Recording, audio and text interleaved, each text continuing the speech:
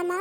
Meow கம்முன்னு இரு மக்களே. இன்னைக்கு என்னோட ஃபேவரட்டான பிஸ்காஃப் ப்ரௌனி ஆர்டர் வந்துருச்சு. சரி ஓகேன்னு சொல்லி நானும் ஜாலியாக இந்த ஆர்டரை கன்ஃபார்ம் பண்ணி களத்தில் இறங்கி ஆரம்பிச்சாச்சு.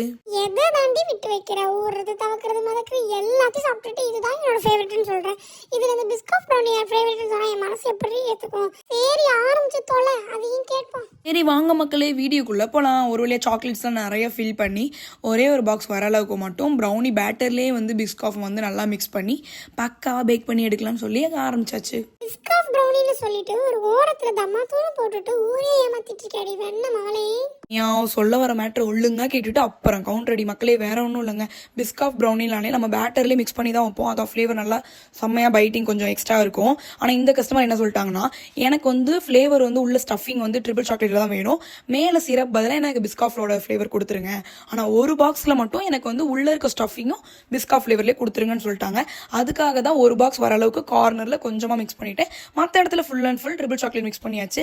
ஆனால் அந்த ஒரு கார்னரில் அந்த ஒரு பாக்ஸ் வந்து பிஸ்காஃப் மிக்ஸ் பண்ண அந்த ஃப்ளேவரோட பீசஸ் பாருங்களேன், பார்க்கவே செம்ம அட்ராக்ஷனாக கலர் சூப்பராக வந்துருந்துச்சு. டெக்ஸ்டரும் வேறு லெவல், டேஸ்ட் அல்டிமேட்டுங்க. அப்புறம் என்ன பக்காவான டெக்ஸ்டரில் வந்துருச்சு. சரி ஓகேன்னு சொல்லி பக்காவாக பீஸ் போட ஆரம்பிச்சாச்சு. தப்பு செடி மகளே. சரி ஓகே, பிஸ்காஃப் ஃப்ளேவரில் நீ எவ்வளோன்னு கொடுக்குற இப்போ மாட்டுவா பாருங்க.